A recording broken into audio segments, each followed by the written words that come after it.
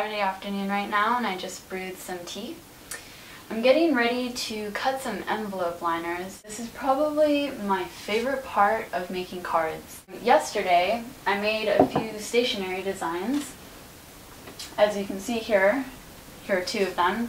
The first set that I'm going to make is I'm going to line about 15 4-bar envelopes, which can take me roughly about 2 hours to do. Envelope lining is definitely worth it, especially if you're interested in doing it.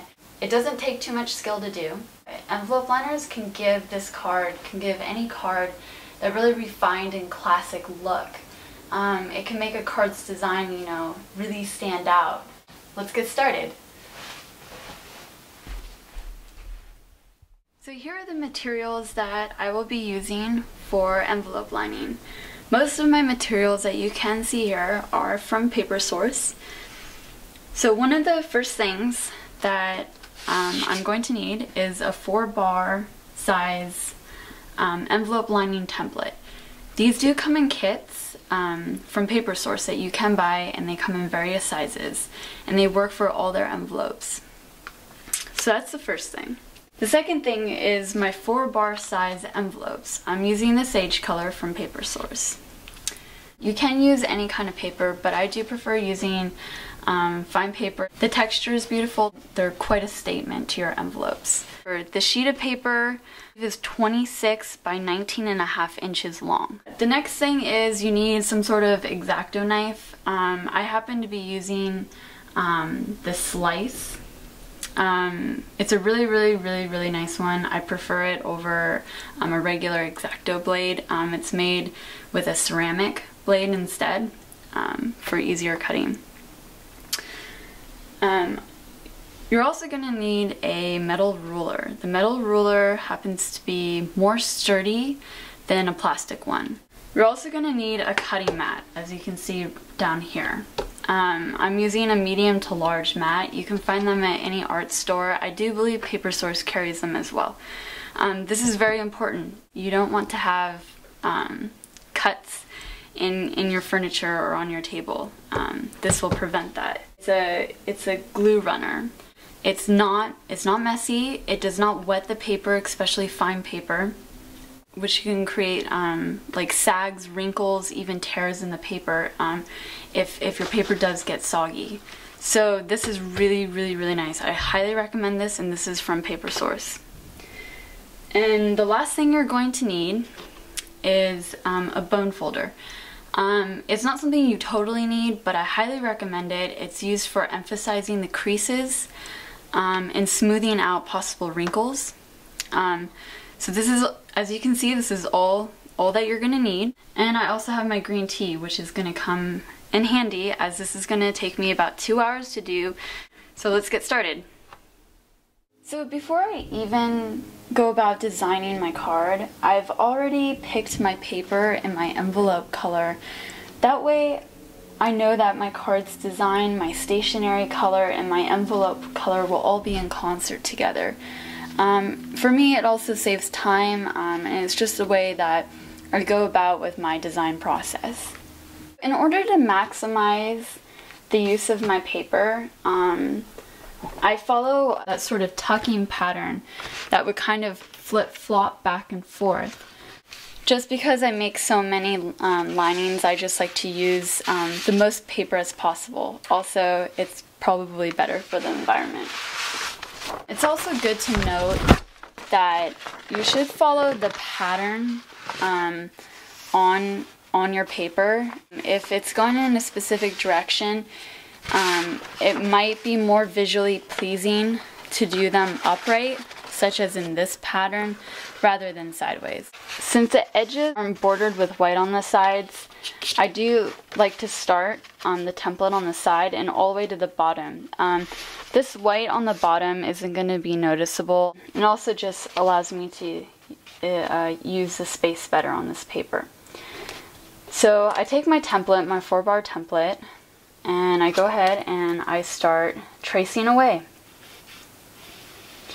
A good idea to trace lightly, just in case you do make a mistake. That way you're not constantly trying to erase dark marks. I definitely don't recommend using a pen to trace. So I leave a little bit of space.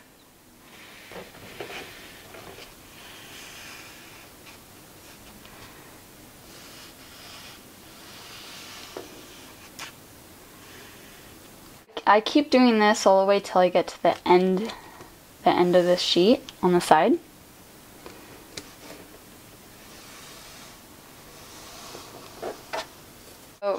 So this is what I'm talking about. If you can kind of gently see my marks right here. So then what I do is I just stick the top of my template into that V gap right here. I do leave a little bit of space.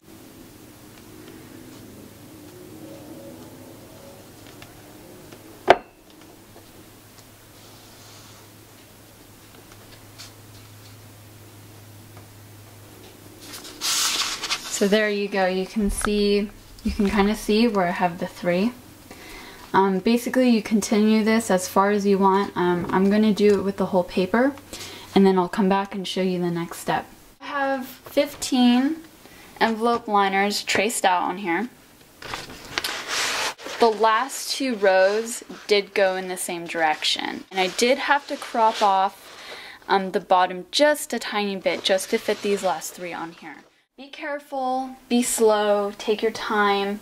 Blades can veer off and potentially ruin your liners. And just make sure that your blade is upright and that it's not tilting, else it'll run into the ruler and not cut well, or it might veer off.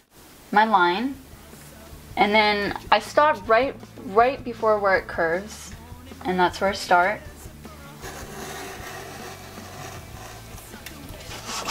So I've got my first line.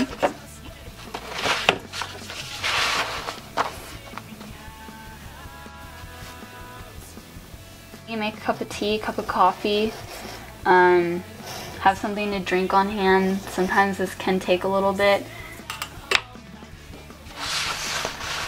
So as you can see, so for the last part, I like to line it up right. Sure it's the right size and everything. So you're gonna go ahead and cut out the rest of the ones that you've traced. So I'm gonna have them couple sips of tea and power through this, and then I'll get back and tell you the next step. So I'm finished cutting all my liners out. I've cut 15 out. Next thing I'm going to do is I'm going to stack my liners, pinch them into place. The goal here is not to just see if they're straight. What I'm looking for is I'm looking for like little snags and such, especially on the top right here.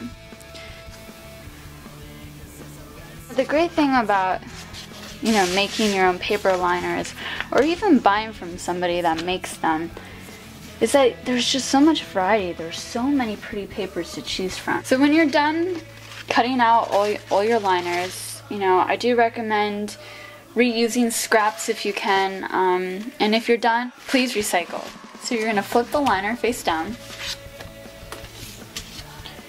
That's parallel to each top edge. You're also gonna leave a little bit of space. Don't run it right over the edge.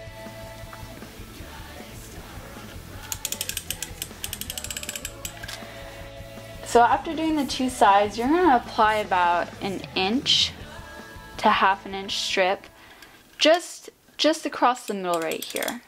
Just a little bit. Make sure it's not below the line, you just want it above.